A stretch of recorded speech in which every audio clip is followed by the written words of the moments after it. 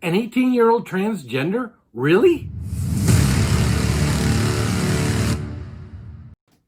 Make sure you like and subscribe to the channel. Hit the bell so you get notifications anytime I go live or make a video.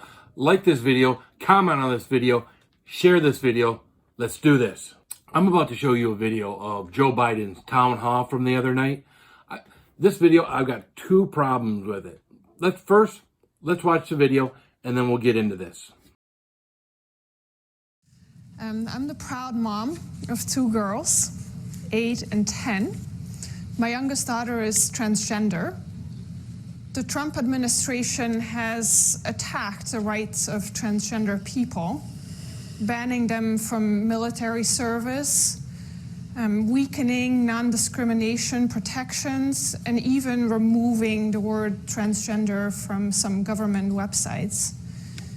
How will you, as president, reverse this dangerous and discriminatory agenda and ensure that the lives and rights of LGBTQ people are protected under U.S. law?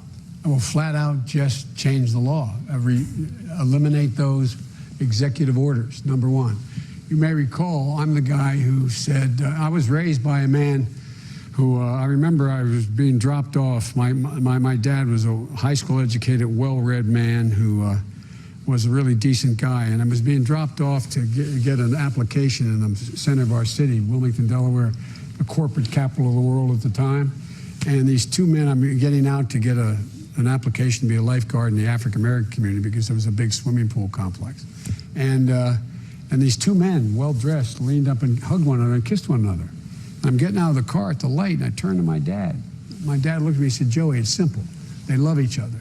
The idea that an 8-year-old child or a 10-year-old child decides, you know, I decided I want to be transgender. That's what I think I'd like to be. It'll make my life a lot easier. There should be zero discrimination.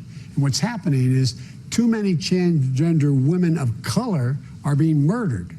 They're being murdered. I mean, I think it's up to now 17. Don't hold me to that number, but it's higher now. Yeah.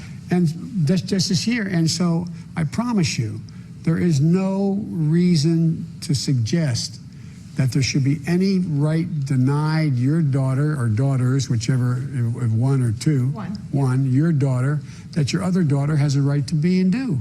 None, zero. Okay, first problem I've got with this.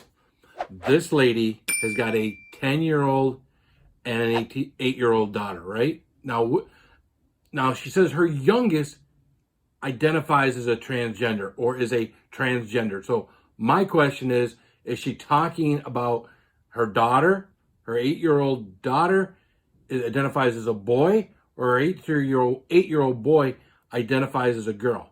I don't understand this, okay? Now again, here's my problem, okay? What 8-year-old grows up or has gotten to the point at 8 years old where they go to their mom or their parents and say, I'm transgender, or I want to. Most 8-year-olds don't even know what the word transgender means. Now, maybe mom has helped her along or helped him along with the word and the definition. Maybe, a lot of kids, I've raised 6 kids, okay? A lot of kids at those ages play with dolls. Boys play with dolls, girls play with trucks for a period of time. Kids are doing kids things. They got brothers and sisters who have toys, have things. And it doesn't mean that they identify as male or female. Now, at age 8, I would be really surprised. As a matter of fact, I would be overly surprised if an 8-year-old has told her mom that she's a transgender. My guess is that something has gone on in that house where maybe they talk too openly to small children about sexual orientation. Should be in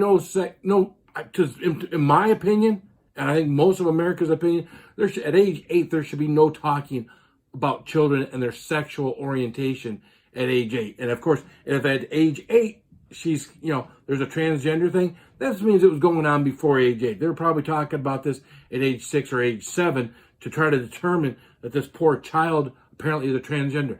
That's assuming that this is even a true question, that this isn't a contrived question for Joe Biden to answer, because, as you'll see, Joe so easily goes into a story about him and his father, right? It seems like it was almost set up. He knew the question ahead of time, and I got a great story.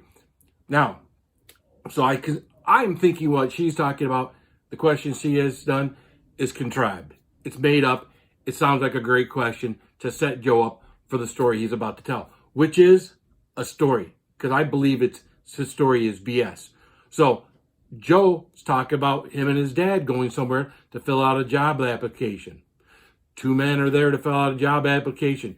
They turn, they embrace, and they kiss. Now, in order for Joe Biden to be a young man doing a job application somewhere between age 15 and 18 with his father, this would mean that this was probably in the mid to late 60s.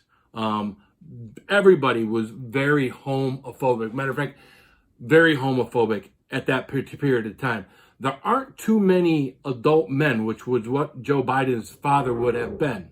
Okay? There's not too many adult men that are going to look to their son when their son looks to them and say, "What did I just see?" He didn't say that, but I'm sure that was the expression. And his father, at whatever age his father is, I'm going to assume he was in his 30s, look at his son and says, "That's love." You know what?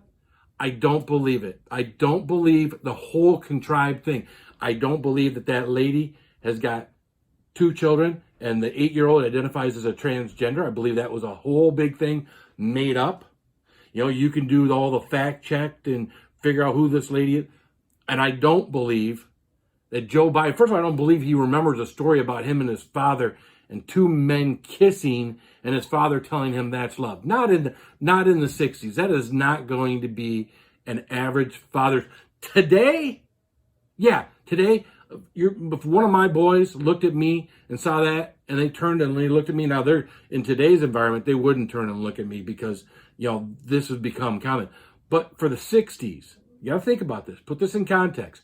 In the 60s, for 2 men in public to turn, embrace each other, and kiss in the 60s, that doesn't happen in public. Heck, I hardly see it now. I live in a pretty open community. I don't live in San Francisco, but I live in a community where there are gay people.